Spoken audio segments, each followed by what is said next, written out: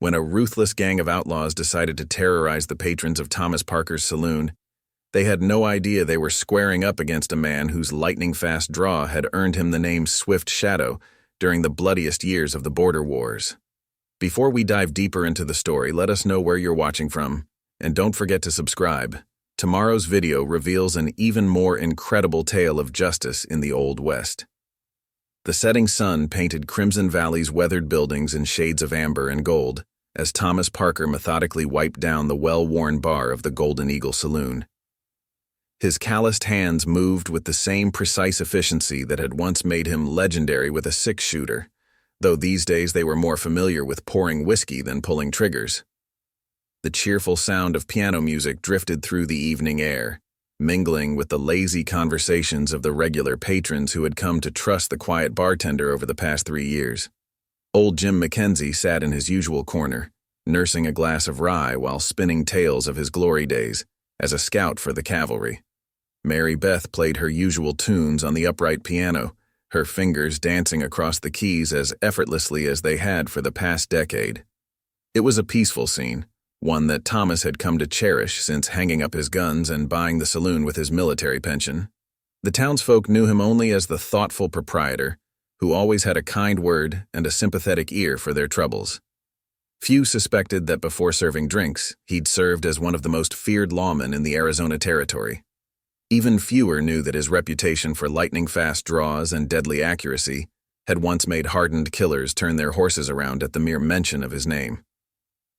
The door creaked open, letting in a gust of dust-laden wind along with Samuel Reed, the town's telegraph operator. The usually cheerful young man's face was etched with worry as he made his way to the bar, glancing nervously over his shoulder. "Evening, Thomas," he said in a low voice, leaning close. "Just got word from Silver Springs. The Carson brothers hit another town. 15 dead, including the sheriff and his deputies." Thomas kept his expression neutral as he poured Sam his usual beer, though his mind was already calculating distances and likely travel routes. The Carson brothers were notorious for their brutality, leaving a trail of dead lawmen and burning buildings across 3 territories. He'd crossed paths with them once years ago, before they'd made their bloody name. Back then, they were just starting their life of crime, and he'd given them a chance to walk away. Sometimes, mercy had a way of coming back to haunt a man. "That's 50 miles south," Thomas replied quietly, his voice carrying none of the concern he felt. "Long as they keep riding in that direction, ain't our worry." He'd promised himself he was done with violence when he bought the Golden Eagle. The weight of his past, all those notches on his gun, all those lives ended by his lightning draw, was a burden he'd chosen to set down. But Samuel wasn't finished. "There's more," he whispered, his eyes darting to the saloon's swinging doors. "They're not heading south anymore. Word is they turned north yesterday, hitting smaller towns along the way. And—" he hesitated, swallowing hard. "They're asking about Swift Shadow. About you, Thomas." The nickname hit him like a physical blow. He hadn't heard it spoken aloud in years, not since that bloody day at Dead Man's Crossing when he'd finally walked away from his badge and gun. The day he'd decided that being the fastest draw in the territories wasn't worth the cost to his soul. As if summoned by the words, the saloon's bat-wing doors burst open. 3 rough-looking men swaggered in, trail dust coating their clothes and mean spirits evident in their eyes. Thomas recognized their type immediately. Scouts, sent ahead to size up the town and its defenses. The Carson brothers never rode in blind. The largest of the 3, a scarred mountain of a man wearing a filthy duster, approached the bar. "Whiskey," he growled, tossing a coin onto the wooden surface. "And information." His companions spread out, one positioning himself near the door while the other loomed menacingly close to Beth's piano. Thomas poured the whiskey with steady hands, his mind already mapping out the locations of every weapon he had hidden around the saloon. 3 derringers beneath the bar, a shotgun mounted under the counter, and his old Colt, the one he'd sworn never to wear again, secured in the strongbox in his back room. "Information's free," he replied evenly, "if I have what you're looking for." The scarred man knocked back his whiskey in one gulp, then fixed Thomas with a predatory grin. Heard tell there used to be a lawman in these parts. Called himself Swift Shadow on account of how fast he was with a gun. He leaned forward, his breath reeking of tobacco and bad intentions. Brothers Carson are mighty interested in finding him. Seems they owe him some payback for an old meeting. Thomas felt the familiar tension creeping up his spine, the instincts he'd spent years suppressing coming alive once more. In the corner, old Jim had gone quiet, his hand slowly moving toward his boot, where Thomas knew he kept a small pistol. Mary Beth's playing had faltered slightly, though she was smart enough to keep the music going. Swift Shadow's just a legend, Thomas said carefully, beginning to wipe down the bar again. Something mothers use to scare their children straight. Man like that, if he ever existed, is long gone. The scarred man's grin widened, showing tobacco-stained teeth. That so? Because word is he's tending bar somewhere in these parts, and the Carson brothers. He paused, sweeping his empty glass off the bar to shatter on the floor. They aim to make an example of him. Show folks what happens to lawmen who don't mind their own business. The tension in the Golden Eagle Saloon thickened like morning fog in a low valley, as the scarred man's companions began to move among the patrons, their presence causing conversations to die and cards to be set quietly on tables. Thomas continued his methodical wiping of the bar, each stroke bringing his hand closer to the hidden derringer beneath the polished wood. Mighty strange thing, the scarred man continued, his voice carrying across the now silent room. How a man who used to be faster than greased lightning ends up pouring drinks in a backwater town like Crimson Valley. He reached inside his duster, pulling out a weathered wanted poster that Thomas recognized all too well. The sketch was crude, but the description was detailed enough. Swift Shadow, known for unprecedented speed with a firearm.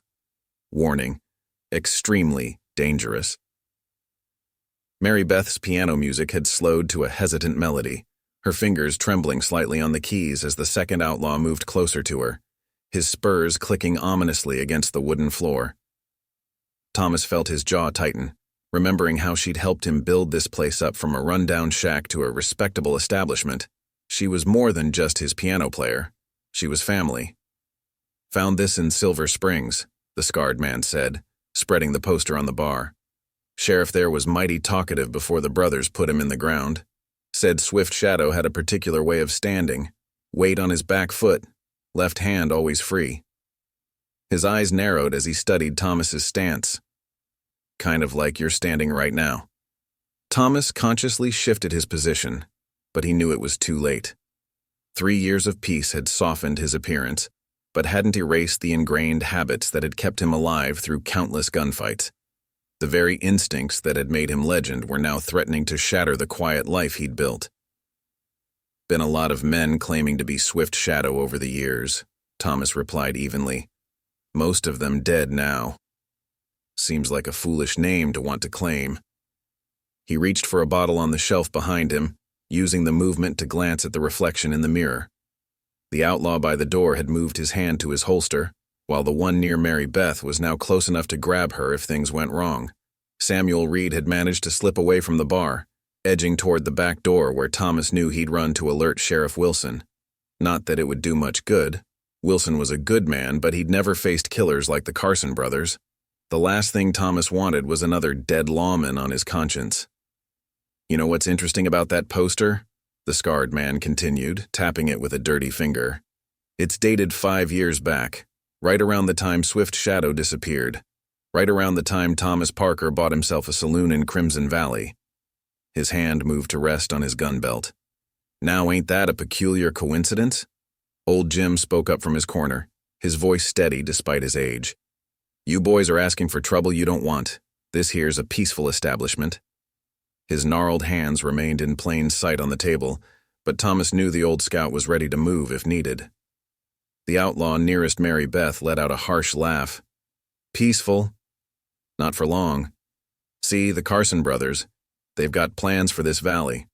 Every town from here to the territory line is going to learn new meanings of the word tribute, and any man fool enough to stand in their way.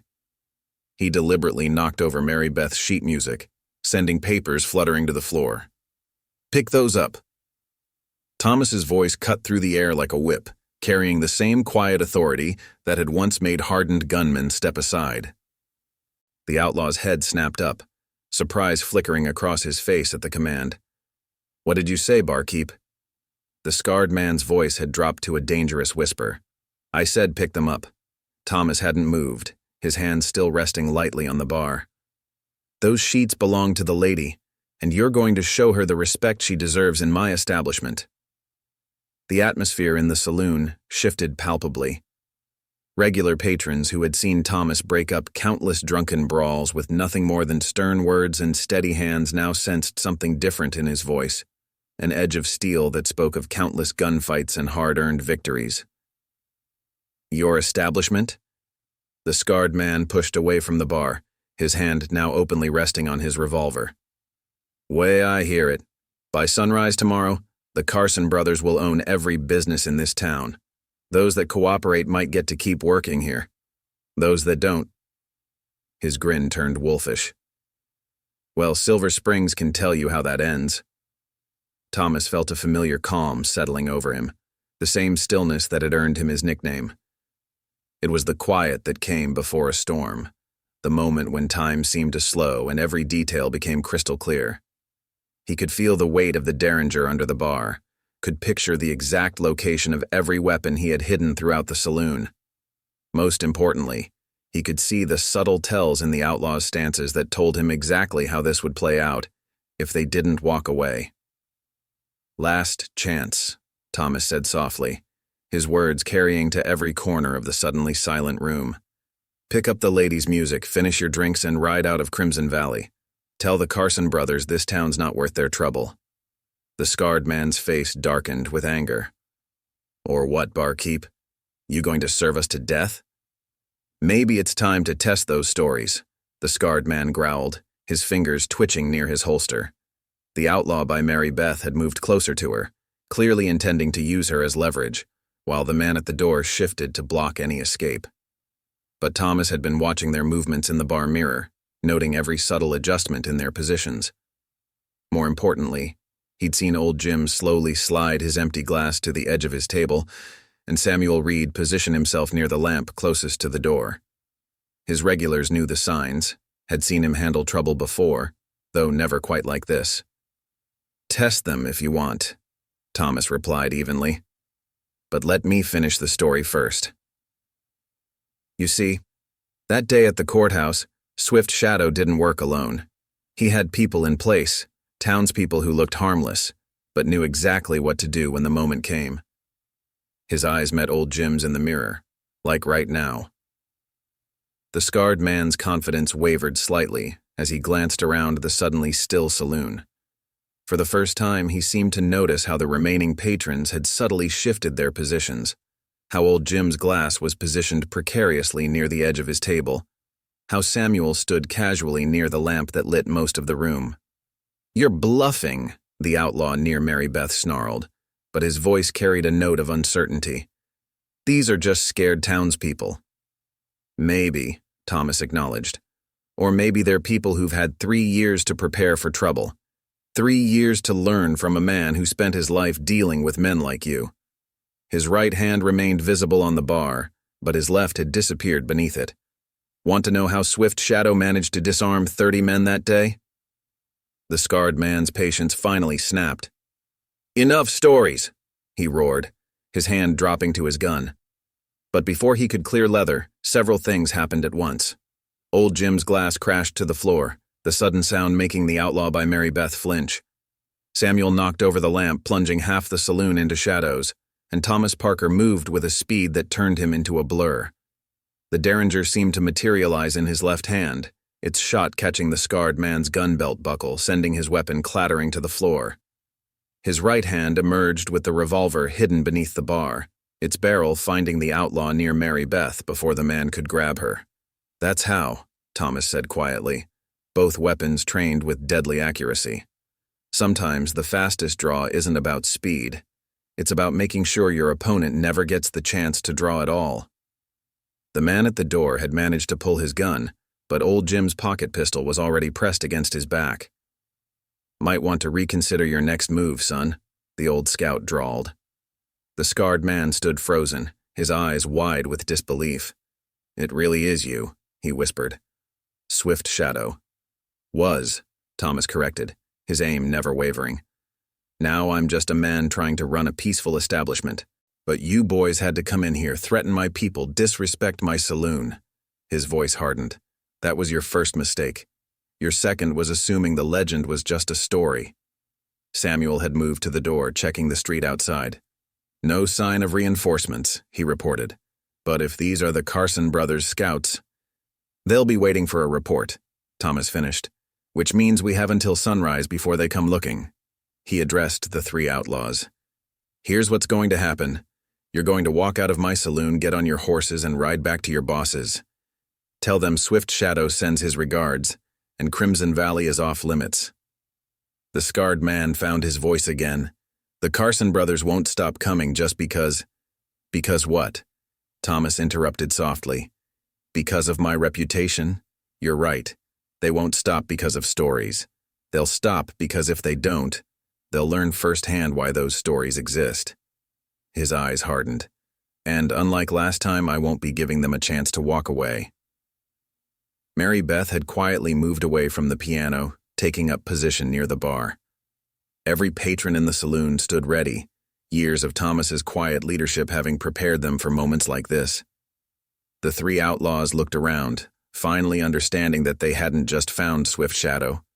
They'd found a man who'd built something worth protecting with people willing to stand beside him. Last chance, Thomas said, his voice carrying that same deadly calm. Walk out, or learn why they say Swift Shadow's aim is as true as his draw is fast. The scarred man's face twisted with impotent rage, but survival instinct finally overcame his bravado. This ain't over, the scarred man muttered, backing toward the door with his hands raised. His companions followed suit, their earlier bravado replaced by barely concealed fear. The Carson brothers should have remembered what happened at Dead Man's Crossing. Thomas cut him off, both weapons still trained with unwavering precision. Seems like I need to refresh their memory about why they rode away that day. As the outlaws backed through the batwing doors, Thomas addressed the saloon's patrons. Mary Beth, head over to Martha's boarding house. Get the women and children somewhere safe. His voice carried the same quiet authority that had once commanded posses across 3 territories. Jim, I reckon Sheriff Wilson could use your tracking skills. Carson brothers will have a camp nearby. They never ride into a town blind. The old scout nodded, his weathered face grim. Already thinking the same. They'll be up in the hills most likely, close enough to watch, far enough to run if needed. He checked his pocket pistol with practiced ease. Just like old times, eh, Thomas? Hoping it won't come to that, Thomas replied, though everyone in the room could hear the steel beneath his words. Samuel, spread the word. Anyone who wants to leave town before sunrise should go now. The rest need to be ready. He finally lowered his weapons, but kept them close at hand. Carson brothers never did learn the difference between a soft target and a prepared one. The saloon burst into activity, people moving with purpose rather than panic. 3 years of watching Thomas handle trouble, albeit never quite this serious, had taught them to trust his judgment. Mary Beth paused at the door, concern etched on her face. Thomas, she said softly, I remember the stories about Dead Man's Crossing, about what really happened there. Her eyes met his, carrying both worry and understanding. Is that why you stopped wearing a gun? Because of what you had to do? Thomas was quiet for a moment, his hands automatically resuming their work behind the bar, though now they moved with the precise efficiency of a man preparing for battle rather than serving drinks. Sometimes, he finally replied, mercy has a higher price than justice. I gave the Carson brothers a choice that day, same as I gave these men tonight. His voice hardened. Won't make that mistake again. As the saloon cleared out, Thomas moved methodically through the room, retrieving hidden weapons from their carefully planned locations. A rifle behind the bar's mirror, revolvers concealed in strategic spots, boxes of ammunition stored where they seemed to be nothing more than ordinary supplies. Each piece was cleaned and loaded with the same precise care he'd once given his legendary six-shooter. Samuel returned, slightly out of breath. Word spreading, Sheriff Wilson's organizing the men who can fight, but Thomas, he hesitated. Some folks are saying we should just let the Carson brothers take what they want. Say it ain't worth dying over. That's exactly what they're counting on, Thomas replied, checking the sight on his rifle. Fear makes people willing to accept change long as they're wrapped in pretty words like tribute and protection. He looked up, his eyes carrying the same intensity that had once made him legend. But fear only works when people believe they're alone. The telegraph operator nodded slowly, understanding dawning on his face. That's why you settled here, isn't it? Why you bought the saloon instead of just moving on? You were preparing for something like this. Thomas's hands stilled on the rifle. Man spends enough time hunting bad men, he learns their patterns. Carson brothers, they're not the first to try building an empire through fear, won't be the last. He moved to the window, studying the darkening street outside. But empires fall when ordinary people stand together. That's what this town's been learning for 3 years, whether they knew it or not. The sound of horses approaching drew their attention. Through the window, they could see old Jim returning with Sheriff Wilson and his deputies. The old scout's expression told Thomas everything he needed to know, even before they entered the saloon. Found their camp, Jim reported grimly. Just like we figured, up in the hills overlooking the valley. But Thomas... He exchanged glances with the sheriff. They've got at least 30 riders, maybe more coming. Sheriff Wilson stepped forward, his young face showing both determination and concern. Thomas, I've heard the stories about Swift Shadow, about what you did at Mason County and Dead Man's Crossing. But this? We're talking about facing down an army with just a handful of townspeople. A ghost of a smile crossed Thomas's face as he continued his preparations. You're thinking about it wrong, Sheriff. We're not facing down an army. He checked the action on his revolver, the movement so smooth it seemed like the gun was part of him. They're facing down a town that spent 3 years learning from a man who knows every trick in their book. The next few hours transformed the Golden Eagle Saloon into a command center as Thomas laid out his strategy. The remaining men gathered around tables that had held friendly card games just hours before, now covered with hastily drawn maps and tactical plans. The familiar scent of whiskey and tobacco mixed with the oil Thomas used to clean his restored arsenal. Carson brothers have 3 habits that never changed, Thomas explained, his finger tracing routes on the crude map old Jim had sketched. First, they always attack at dawn. They think it gives them the advantage of long shadows and surprising folks in their beds. A grim smile crossed his face. That's their first mistake. Sheriff Wilson leaned forward, studying the map intently. What's the second habit? The young lawman had shed his initial uncertainty, ready to learn from a man whose reputation had once kept peace across the territories. They split their forces, Thomas continued. Main group hits the center of town. Smaller teams target anyone trying to escape. Makes folks feel trapped, helpless. He pointed to several locations on the map. But it also spreads them thin, if you know how to use it against them. Old Jim nodded in understanding. And the third habit? They always keep their best shooters with Buck Carson himself, Thomas replied, his voice carrying the weight of personal experience. He likes to make an entrance after his men have people good and scared. Rides in like some kind of dark prophet, offering salvation through submission. His eyes hardened. That's when they're most vulnerable. Samuel, who had been taking notes, looked up. How so? Because that's when they're focused on theater instead of tactics, Thomas explained. Buck Carson's not just an outlaw, he's a performer, needs an audience for his grand speeches about order and protection. He straightened up, checking the ammunition in his revolver. And that's exactly what we're going to give him. The men gathered closer as Thomas outlined his plan. It wasn't just strategy born from his legendary past. It was 3 years of knowing every alley, every rooftop, every shadow in Crimson Valley. He'd chosen this town carefully after hanging up his guns, seeing in its layout the perfect defensive position he hoped he'd never need. Mike's carpenter shop, he pointed, has a false wall we built last summer. Said it was for storing lumber, but it'll hide 6 men with rifles. He moved his finger to another location. The church bell tower? Reverend Hayes knows how to signal warnings using different rings. Been practicing every Sunday for 3 years. Folks thinking it was just him being particular about his ceremonies. Understanding began to dawn on the faces around him. Every improvement to the town over the past 3 years, every peculiar habit they'd attributed to Thomas's quiet ways, had been preparation for a moment like this. The hitching posts outside the saloon, old Jim said slowly. You insisted on setting them wider apart than usual. Thomas nodded. Makes it harder for multiple riders to take cover behind them. Forces them to spread out, become easier targets. His finger traced the main street. Even the way we arranged the water troughs and planted the trees, it all creates natural choke points. Sheriff Wilson shook his head in amazement. You've been fortifying this town since the day you arrived. Man doesn't spend 15 years hunting bad men without learning to think like them, Thomas replied. Carson brothers, they're used to towns that grow naturally, arranged for convenience.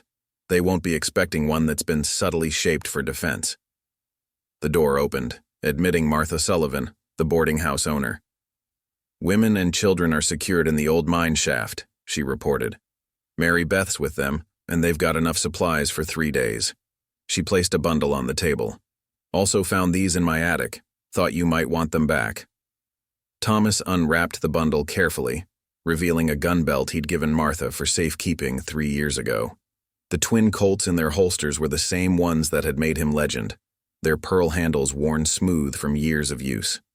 He'd retired them after Dead Man's Crossing, the weight of their history too heavy to bear, but their familiar grip now felt like greeting old friends. Never thought I'd wear these again, he said quietly, buckling on the gun belt with practiced ease. The movements came back naturally, muscle memory unchanged by years of peace. Seems fitting, old Jim observed, Swift Shadow returning to face the Carson brothers one last time. Thomas checked the action on both revolvers, their mechanisms still perfect. Not Swift Shadow, he corrected. Just a bartender protecting his town, but if the Carson brothers want to play with shadows... His hands moved in a blur, the guns disappearing and reappearing in their holsters faster than eyes could follow. Well, I reckon I remember the steps to that dance. The hours before dawn crept by with agonizing slowness as Thomas positioned his defenders throughout Crimson Valley. Each man knew his role, understood exactly when to move and where to be, thanks to countless casual conversations over drinks that now revealed themselves as careful training sessions. Remember, Thomas instructed the group stationed in Mike's carpenter shop, wait until you hear the church bells. 3 rings means they're coming from the north, 2 from the south. He adjusted the false wall that would conceal them, a modification he'd suggested to Mike 2 summers ago, claiming it would help with wood storage. Don't fire until you see their main force commit to the street. Throughout the town, similar scenes played out. Sheriff Wilson and his deputies took position in the alleys Thomas had subtly widened over the years, making them perfect for crossfire. Old Jim led a group of the town's best shots to the rooftops, their positions carefully chosen to maximize coverage while minimizing exposure. Getting almost as good at planning ambushes as you used to be at springing them, old Jim commented as they finished positioning the last group. The old scout's eyes scanned the horizon, where the first hints of pre-dawn gray were beginning to appear. Carson brothers won't know what hit them. That's the idea, Thomas replied, checking his restored gun belt one final time. The familiar weight of his twin Colts felt both foreign and natural, like returning to a hometown after years away. Man gets predictable when he thinks he's invincible. Buck Carson's been running this game so long he's forgotten that sometimes the prey knows more than the hunter. They made their way back to the Golden Eagle Saloon, which would serve as both command center and final trap. Thomas had spent 3 years modifying the building, strengthening walls, adding hidden firing positions, creating escape routes that looked like ordinary storage spaces. Even the mirror behind the bar had been carefully angled to give a perfect view of the street, while appearing to be nothing more than ordinary decor. Samuel rushed in just as they were doing final checks. "Rider coming in from the north," he reported breathlessly. One of Hank Miller's boys from the outlying ranch.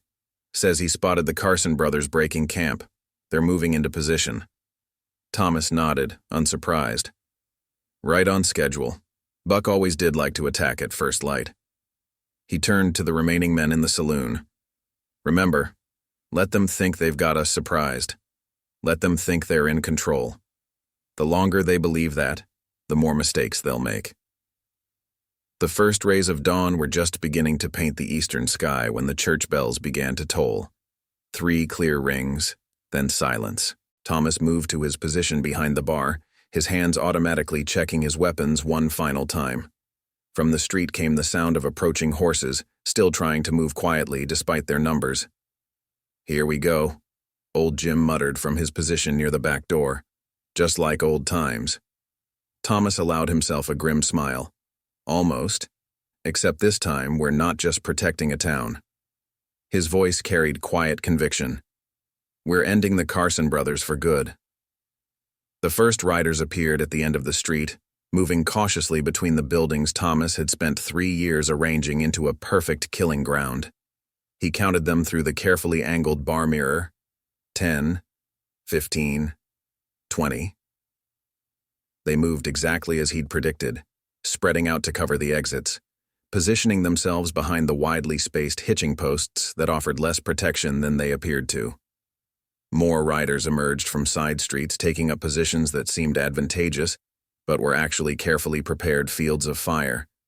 Through the mirror, Thomas could see his hidden defenders remaining perfectly still, waiting for his signal. The trap was set, and the Carson brothers were riding right into it. 35 riders, old Jim whispered, his experienced eye making the count, plus whatever's still hidden in reserve. Buck will have at least 10 more with him, Thomas replied softly. He likes to make an entrance after his advance team has things under control.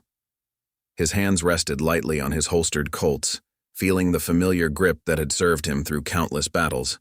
And control is exactly what we're going to let them think they have. The sound of bootsteps on the wooden sidewalk told him the first group was approaching the saloon. Thomas could picture exactly how it would play out. They'd burst in, expecting to find a sleepy bartender and maybe a few early morning drinkers. Instead, they'd find Swift Shadow waiting for them, though they wouldn't realize it until it was too late. Remember, he said quietly to the hidden defenders in the saloon. Let them clear the door before you move. Let them think they've got us surrounded. His voice carried the same deadly calm that had once made him legend. They're about to learn the difference between being surrounded and being trapped. The batwing doors burst open, morning light silhouetting the first group of outlaws as they entered. Thomas stood calmly behind his bar, looking for all the world like nothing more than a simple bartender starting his day. The moment of truth had arrived, and with it, the return of Swift Shadow, not as a legend, but as a protector of the home he'd chosen to make his last stand. Well, the lead outlaw sneered, swaggering into the saloon with 4 others flanking him. Looks like we caught ourselves an early bird. His eyes swept the seemingly empty room, missing the subtle movements in the shadows where Thomas's defenders waited. Pour us a drink, barkeep. Might be the last one you ever serve. Thomas maintained his calm demeanor, reaching for a bottle with deliberate slowness. Every movement was calculated, designed to draw attention to his hands and away from the hidden positions around the room. Bit early for drinking, he commented mildly, even by Crimson Valley standards. The outlaws spread out, unconsciously positioning themselves exactly where Thomas had predicted they would. The worn floorboards beneath their feet had been carefully scored to creak in specific places, guiding their movements like cattle into a pen. Ain't here for your opinion on drinking habits, another outlaw growled, his gun already drawn. Carson brothers sent us with a message. This town belongs to them now. Those who play along get to keep breathing. His eyes narrowed. Those who don't. Heard you gave our scouts some trouble yesterday. The leader cut in, leaning against the bar in what he thought was an intimidating pose. To Thomas's experienced eye, the man had left himself completely exposed to crossfire from at least 3 hidden positions. Made some big claims about being Swift Shadow himself. Thomas set 5 glasses on the bar with precise movements, each soft clink masking the subtle sounds of his defenders adjusting their positions. "Seems to me," he replied evenly, "that if I were Swift Shadow, you boys would already be dead." He began pouring whiskey, the amber liquid catching the early morning light. "After all, they say he never lets a man draw first." A tense chuckle rippled through the outlaws, though Thomas noted how their hands stayed close to their weapons. They were experienced enough to sense something was off, but too confident in their numbers to act on that instinct. "Swift Shadow's just a story mothers tell their children," the leader scoffed, though his eyes never left Thomas's hands. "A ghost story about some lawman who could outdraw lightning." He picked up his glass but didn't drink. "And ghosts don't serve whiskey." "No," Thomas agreed quietly. "They don't." His right hand remained visible on the bar while his left disappeared beneath it, supposedly to retrieve something. "But they do know something about timing." Before the leader could process those words, the church bells began to toll again, a different pattern this time, one that meant nothing to the outlaws, but told Thomas's defenders exactly when to move. The leader's face showed confusion, then alarm as he realized the sound wasn't random. "Now that's interesting," Thomas continued, his voice carrying that deadly calm that had once made him famous. "Way I heard it, Swift Shadow earned his name because he knew something most gunmen never learn." His eyes met the leader's, and for the first time, the outlaw saw something in them that made him take a step back. "It's not about being the fastest. It's about making sure your opponent never gets the chance to be fast at all." The leader's hand dropped to his gun, but he had already made too many mistakes. He'd let Thomas control the conversation, direct their attention, position them exactly where he wanted them. Most importantly, he'd forgotten the first rule of hunting legends. Sometimes the stories are true. Thomas moved with that same fluid speed that had made him legend, his left hand emerging with the hidden derringer, while his right swept his coat back to reveal his restored gun belt. The leader's eyes widened in recognition at the sight of the pearl-handled Colts, but it was already too late. "Those really are his guns," he breathed, finally understanding their fatal error. "You really are?" "Was," Thomas corrected, even as hidden defenders emerged from their positions around the saloon, weapons trained on the surrounded outlaws. "Now I'm just a man protecting his home. But since you boys seem so interested in legends..." His voice hardened. "Let's see if you're fast enough to make your own." The leader's hand had barely moved when Thomas's first shot rang out, the derringer's report deafening in the confined space. The outlaw's gun went spinning across the floor, along with several drops of blood from his grazed hand. Before the others could react, Thomas's Colts seemed to materialize in his hands, their barrels covering the remaining men with unwavering precision. "That was a warning," he said quietly, his speed having confirmed every story they'd ever heard about Swift Shadow. "Next one won't be." His eyes swept the group, noting how their bravado had evaporated in the face of living legend. "Now you boys have a choice to make. You can drop those guns and walk out of here with a story to tell, or you can try your luck against a ghost." Outside, the sound of more riders approaching told him Buck Carson's main force was moving into position, unaware that their advance team had just discovered exactly why Swift Shadow's reputation had once kept peace across 3 territories. Thomas allowed himself a grim smile, knowing that the real battle was about to begin. "Time's up, gentlemen," he said softly, his aim never wavering. "What's it going to be? The story or the legend?" The outlaw's decision was made for them as a thunderous voice echoed from the street outside. "Come out, Shadow. I know you're in there." The voice carried the kind of authority that only comes from years of having men follow orders out of fear. Or should I call you Thomas Parker, the man who tried to hide from his past behind a bar? Thomas kept his Colts trained on the advance team, his voice carrying that same deadly calm. "Buck Carson," he called back. "Still making speeches before you do your killing? Some habits never change." Inside, he smiled grimly. Buck was playing right into his hands, following the same pattern he'd used in countless towns before. Through the carefully angled mirror, Thomas could see Buck Carson sitting astride his black stallion in the middle of the street, flanked by his most trusted men. The outlaw leader cut an imposing figure, his long coat and wide-brimmed hat casting dramatic shadows in the early morning light.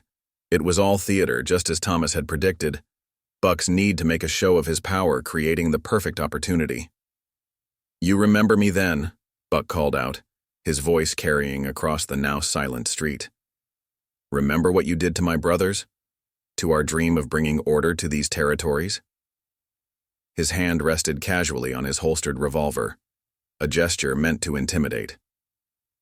5 years I've been looking for you, Shadow. 5 years planning how to make you pay." "Funny thing about plans," Thomas replied, his voice pitched to Carrie. "They rarely survive contact with reality." He addressed the trapped advance team without taking his eyes off Buck's reflection. "Your boss is about to learn that lesson. Last chance to step aside before you learn it with him." The Outlaws, their earlier bravado shattered by the display of Swift Shadow's legendary speed, needed no further encouragement. They dropped their weapons, backing toward the door with their hands raised. Thomas let them go, knowing they'd spread word of what they'd witnessed. Sometimes, stories were more powerful than bullets. "Cowards!" Buck spat as his men emerged onto the street. "Can't even handle one aging gunman." But Thomas could hear the uncertainty creeping into his voice. Buck had expected to find a soft target, a man who'd gone weak from years of peace. Instead, he was facing something far more dangerous, a legend who'd spent those years preparing. "You know what your brother Carson said to me at Dead Man's Crossing?" Thomas called out, keeping Buck's attention focused on the saloon. Around them, hidden defenders shifted silently into their final positions, following the plan they'd rehearsed countless times without knowing it. "He said you boys would never learn, that you'd keep pushing until someone pushed back harder." Buck's face twisted with rage. "Carson died because you took him by surprise, because you didn't have the courage to face him man to man." His voice rose to a roar. "Well, there's no surprising me, Shadow. I've got 40 men surrounding this town. Nowhere for you to hide, no shadows to slip away into." Thomas allowed himself a small smile, though Buck couldn't see it. 40 men, he mused loud enough to carry. "All positioned exactly where you want them, all ready to follow your orders." He paused deliberately. "All making the same mistake Carson made." "And what mistake is that?"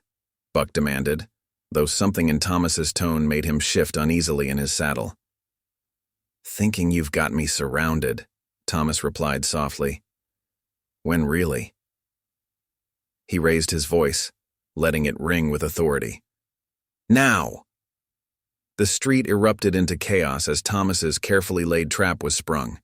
Hidden shutters slammed open, revealing rifle barrels covering every angle. The church bell began to toll, its pattern signaling different groups to move into position. From the carpenter's shop, the livery stable, and a dozen other locations Thomas had spent 3 years preparing, defenders emerged with weapons ready. Buck's face showed dawning horror as he realized the truth. His men weren't surrounding the town. The town was surrounding them, guided by a man who'd spent 15 years learning how outlaws thought, how they moved, how they attacked. Every position Buck thought gave his men an advantage had been carefully prepared to become a death trap. "Like I said," Thomas called out, finally stepping through the saloon doors with his Colts drawn. "Some habits never change. You boys always did think too much about looking powerful." His voice hardened, and not enough about being smart. The street held its breath as Thomas Parker stood on his saloon's porch, his twin Colts catching the early morning light. The legendary Swift Shadow had returned, not as a vengeful ghost but as something far more dangerous, a man with everything to protect. "Last chance, Buck," Thomas called out, his voice carrying that same quiet authority that had once kept peace across 3 territories. "Ride out now, leave the territories for good, and we'll call it even. Orient." His hands rested easily on his guns. "We can finish what started at Dead Man's Crossing." Buck Carson's face contorted with rage as he looked around at his trapped men. Everywhere he turned, rifle barrels glinted from windows and rooftops. The town he'd thought would be an easy target had transformed into a fortress, its defenses orchestrated by the very man he'd spent years hunting. "You think these farmers and shopkeepers scare me?" Buck snarled, though his eyes kept darting between positions, counting the weapons trained on his men. You think I built my empire by backing down from threats? Empire? Thomas's voice carried a hint of pity. Is that what you call it? Terrorizing small towns, stealing from people who can barely feed their families? He took a step forward, his movements measured and deliberate. Your brother Carson had the same delusions, thought he was building something that would last. The mention of his brother made Buck's control snap. With a roar of fury, he drew his revolver, but Thomas had already moved. The street echoed with the sound of gunfire as Buck's shot kicked up dust where Thomas had been standing a split second before. What happened next became the stuff of legend in Crimson Valley. Thomas seemed to flow like water, his Colts appearing in his hands faster than eyes could follow. His first shot caught Buck's gun, sending it spinning into the dust. The second knocked the reins from his hands before he could wheel his horse around. That was Swift Shadow's signature move, Thomas said quietly as Buck sat frozen in his saddle. 2 shots, so fast they sound like one. Never aimed to kill unless he had to. His voice hardened. But I'm not Swift Shadow anymore, I'm just a man protecting his home. Buck's remaining men started to move, but old Jim's voice rang out from his position. I wouldn't, the old scout warned. Town's got enough ammunition to turn this street into a graveyard. Your call if that's how you want this story to end. The outlaws hesitated, looking to their leader for direction. But Buck Carson was staring at Thomas with a mixture of hatred and dawning understanding. The legend he'd spent years hunting hadn't gone soft. He'd evolved into something even more dangerous. You planned this, Buck said slowly. All of it. The saloon, the town. His eyes swept the carefully prepared defensive positions. 3 years setting a trap, just waiting for someone like me to ride in. Man spends enough time hunting bad men, Thomas replied evenly. He learns to think like them, learns their patterns, their habits. His aim remained steady, learns how to be ready when they finally show up. The rising sun cast long shadows across the street as the tension stretched like a drawn bowstring.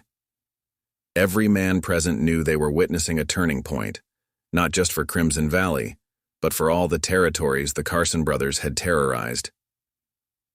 Your brother tried to tell you, Thomas continued, his voice carrying to every corner of the suddenly silent street.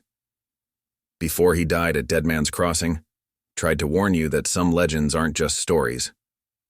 He took another step forward. Swift Shadow wasn't just fast with a gun.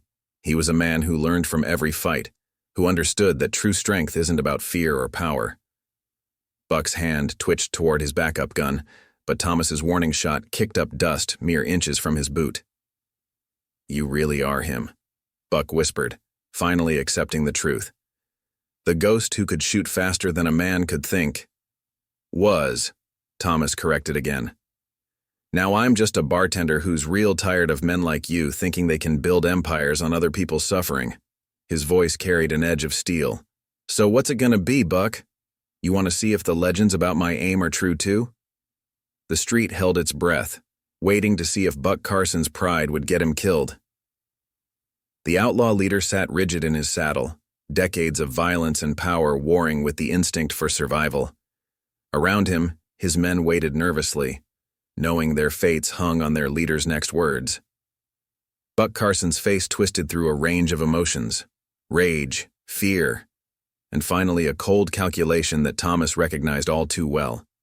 It was the look of a cornered predator, searching for one last chance to strike. You know what makes legends fall, Shadow? Buck's hand moved slowly away from his spare gun, but Thomas didn't relax his aim. They start thinking they're invincible, start thinking they've thought of everything. A cruel smile spread across his face. Did you think of the men I sent to that mine shaft where your women and children are hiding? Thomas's expression didn't change, but inside, he felt a familiar calm settle over him, the stillness that came before decisive action. Actually, he replied evenly, I did. He raised his voice slightly. Mary Beth? A clear voice rang out from the church tower, where Mary Beth had been positioned all along. Nobody's getting near that mine shaft, Thomas. Got 10 men with rifles covering the approach. Your friend Martha's quite handy with that shotgun of hers. Buck's smile faltered as another of his advantages evaporated. Thomas took another step forward, his Colts unwavering. "You're making the same mistake your brother made, Buck, thinking you're the only one who knows how to plan ahead." His voice carried that deadly quiet that old-timers still talked about in whispers. "I spent 15 years hunting men like you, learning how you think, how you move, what you'll do when you're desperate. Then you know I won't die easy," Buck snarled, his hand dropping toward his hidden gun. But Thomas had been watching for exactly this move, had seen it countless times before. What happened next occurred so fast that witnesses later disagreed about the sequence of events. Buck's gun had barely cleared leather when Thomas's first shot knocked it spinning away. His second shot split Buck's gun belt, sending it falling to the dust. The third shot took Buck's hat off his head, so precise that it didn't even graze his skin.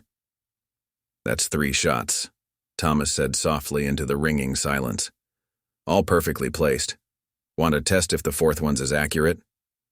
His aim shifted slightly, centering on Buck's chest. "Because I've got to tell you, Buck, I'm getting tired of having this conversation." Buck sat frozen in his saddle, his legendary bravado finally shattered by the display of speed and accuracy that had once made Swift Shadow's name a whispered warning across 3 territories. Around him, his men began dropping their weapons, the clatter of guns hitting the dirt spreading like a wave down the street. "It's over, Buck," Thomas continued, his voice carrying that same quiet authority. "Your empire, your revenge, all of it. The only choice you have left is whether you walk out of here in chains or get carried out on a board." His eyes met Buck's, carrying the weight of every gunfight, every life-or-death decision that had forged his legend. "Choose carefully. I've already given your family more second chances than most men get." The morning sun had fully risen now, washing away the shadows that had given Swift Shadow his name. But Thomas Parker didn't need shadows anymore. He had something stronger, a home worth protecting, people worth fighting for, and the kind of strength that comes from choosing peace but being ready for war. Buck Carson looked around one last time, seeing his carefully built empire crumbling around him. His men were surrendering, covered by townspeople who had transformed overnight from prey into defenders. The legend he'd spent years hunting had outmaneuvered him so completely that even his backup plans had backup plans waiting for them. "You did die," Buck said finally, his voice hollow with realization. "Swift Shadow, the legend, the ghost, he did die. But what came back?" He shook his head slowly. What came back was something even more dangerous. Thomas allowed himself a small smile. "You're right about that much," he agreed. "Swift Shadow died when I hung up my guns, but Thomas Parker?" His voice hardened. He learned that sometimes the best way to keep peace isn't being the fastest draw. It's being ready so you don't have to draw at all. The street fell silent as Buck Carson, the last of the infamous Carson brothers, finally raised his hands in surrender. The legend of Swift Shadow had come full circle, transforming from a tale of vengeance into something else.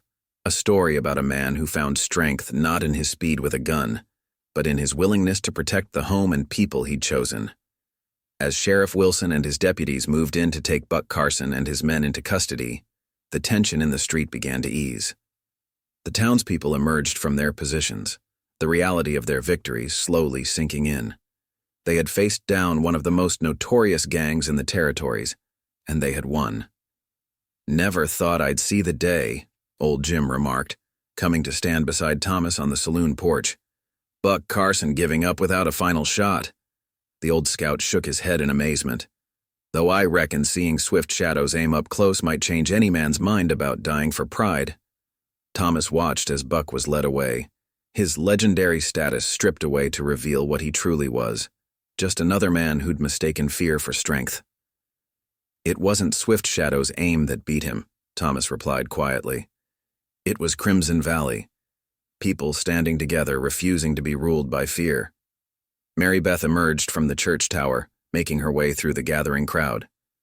"Thomas," she called out, her face breaking into a relieved smile. "Martha sends word. Everyone at the mine shaft is safe. Not a single one of Buck's men got within 100 yards of them." The news rippled through the crowd, bringing smiles and tears of relief.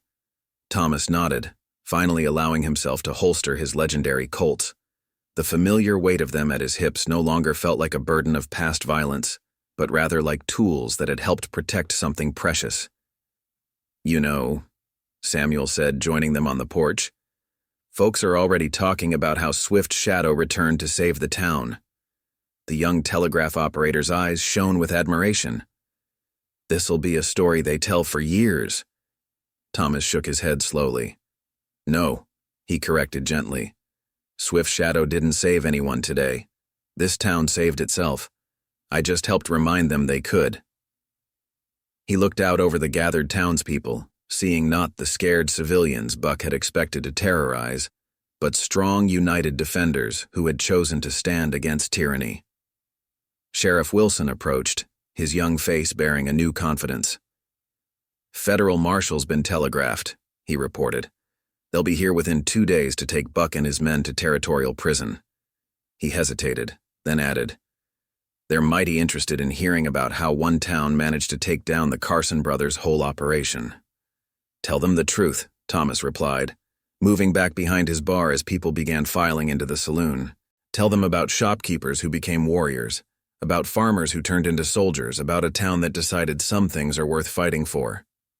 He began pouring drinks, not just for celebration, but for the comfort of returning to normal life.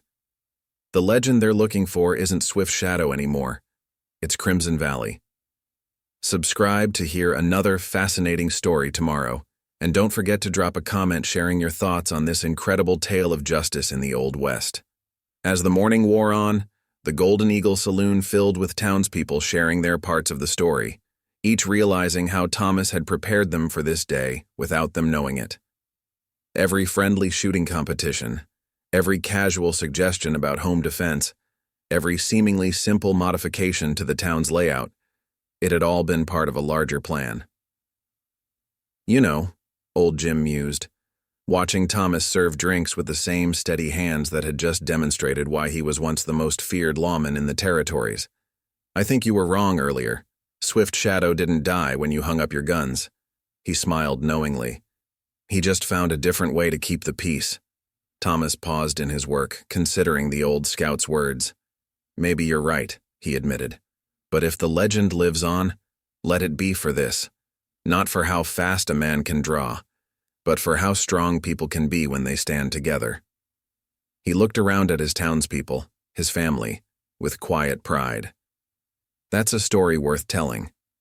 The morning sun streamed through the saloon windows, falling on empty gun belts and peaceful smiles, on defenders returning to their daily lives, on a town that had faced down its demons and emerged stronger. And behind his bar, Thomas Parker, once known as Swift Shadow, continued his work, not as a legend, but as a man who had found something worth protecting, and the wisdom to know that true strength lies not in the speed of a draw, but in the courage to stand together against the darkness. As word of Buck Carson's capture spread through the territories, Crimson Valley found itself at the center of a story that would be told around campfires for generations to come. Riders came from miles around, some hoping to catch a glimpse of Swift Shadow, others wanting to see the town that had brought down the Carson brothers' empire. But what they found wasn't the blood-soaked battlefield they expected, just a peaceful community going about its business, with a quiet bartender serving drinks at the Golden Eagle Saloon. 3 weeks after the showdown, federal marshals finally finished processing the last of Buck's men. Thomas stood at his usual place behind the bar, watching through the carefully angled mirror as the prisoner wagon departed. The morning sun painted the street in familiar shades of gold, the same light that had illuminated their victory now blessing another ordinary day. "You know," old Jim said from his regular corner, "I've been thinking about something Buck said that morning, about Swift Shadow dying and something more dangerous taking his place." The old scout's weathered face creased in a knowing smile. He was right, just not the way he thought. Thomas continued wiping glasses, but his hands slowed as he considered the words. "How do you figure?" "Swift Shadow was a legend because of what he could do with those guns," Jim replied, gesturing to the pearl-handled Colts Thomas still wore. "But Thomas Parker..." He's dangerous because of what he taught others to do. He looked around the saloon meaningfully. Every person in this town knows now that they've got the strength to stand against evil. That's a power no outlaw can kill. Mary Beth, playing her usual morning tunes at the piano, paused to join the conversation. "I was in Silver City yesterday," she said. "Heard folks talking about how other towns are starting to organize, setting up defenses, training their people." Her fingers returned to the keys, picking out a gentle melody. "They're calling it the Crimson Valley Way." Thomas allowed himself a small smile as he poured coffee for Sheriff Wilson, who had just entered looking more confident than ever. The young lawman had grown considerably in the weeks since the showdown, carrying himself with the quiet authority of someone who had faced his fears and emerged stronger. "Got word from the territorial governor this morning," Wilson announced, accepting the coffee gratefully. "They're implementing new policies based on what happened here, encouraging towns to form voluntary defense committees, set up mutual aid networks." He grinned. "Some folks are even suggesting we write a manual." "Might not be a bad idea," Thomas mused, thinking of all the subtle lessons he'd woven into Crimson Valley's daily life over the years. Though the real secret isn't in the tactics or the training, it's in helping people remember their own strength.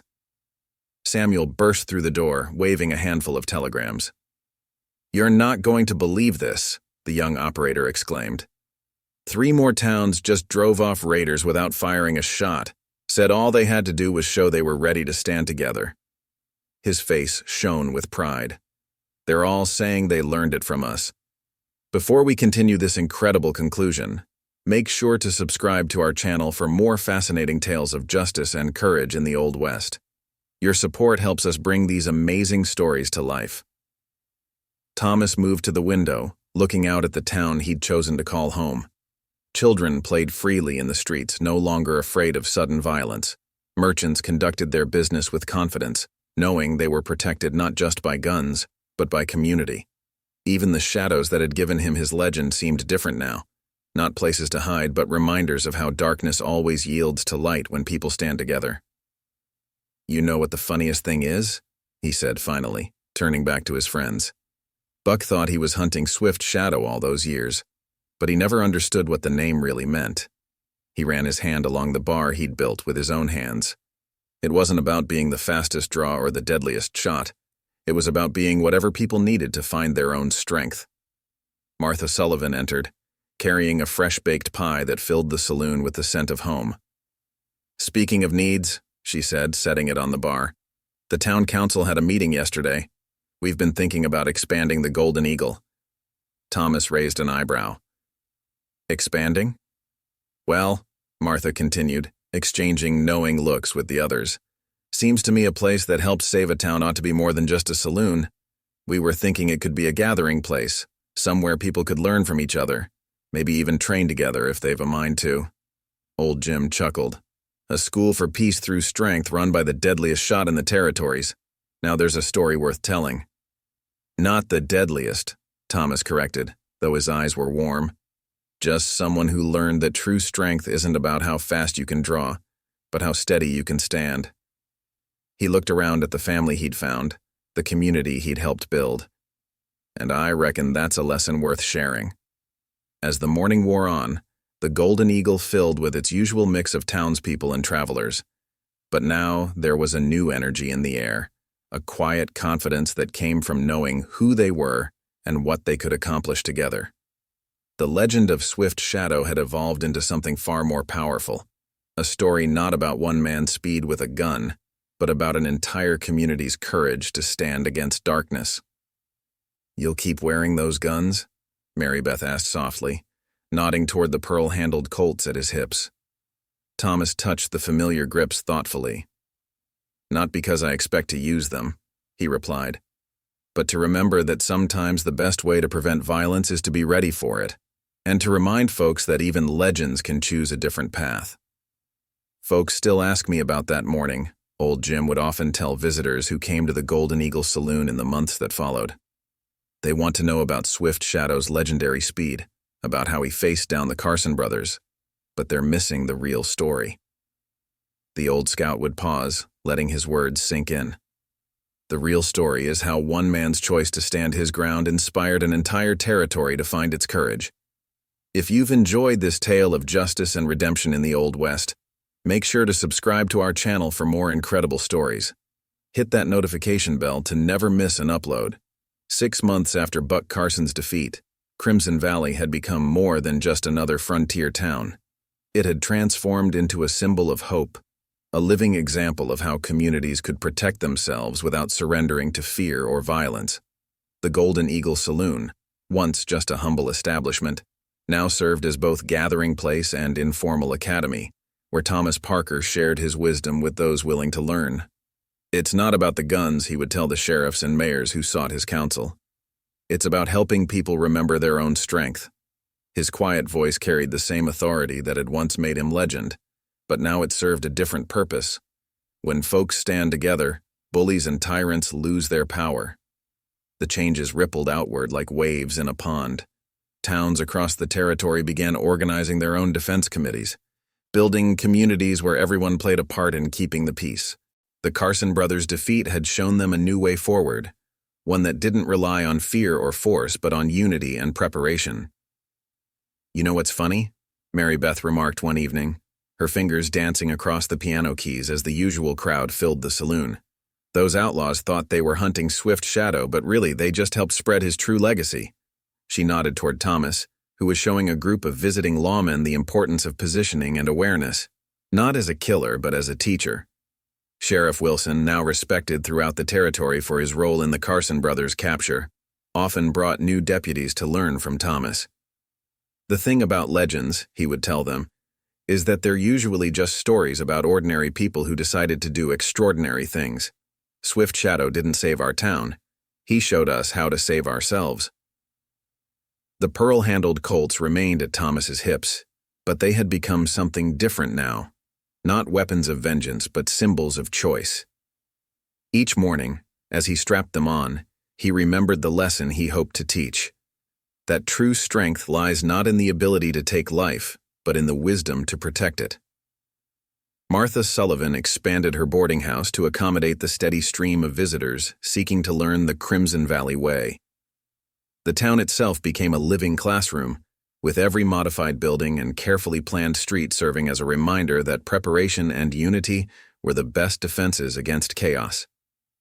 "You've started something bigger than yourself," old Jim told Thomas one quiet evening, as they watched the sun set over the peaceful town. Swift Shadow was a legend that made men tremble. But Thomas Parker, he's teaching them how to stand tall. Thomas considered this as he wiped down his bar, the familiar motion now carrying years of meaning. "Maybe that's what I was always meant to do," he replied softly.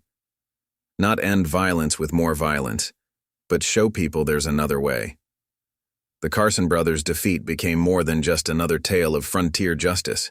It transformed into a story of hope, passed from town to town, reminding people that they didn't have to choose between being victims or vigilantes. There was a third path, the path of community, preparation, and united strength. And so, as our story draws to a close, remember that the greatest legends aren't born in gunsmoke and violence, but in the quiet moments when ordinary people choose to stand together against darkness. Thomas Parker, once known as Swift Shadow, found his true calling not in being the fastest gun in the territories, but in teaching others how to ensure those guns never needed to be drawn at all. If this story touched your heart, don't forget to like, share, and subscribe. Join us tomorrow for another extraordinary tale from the American frontier, where courage, justice, and the strength of community shaped the world we know today.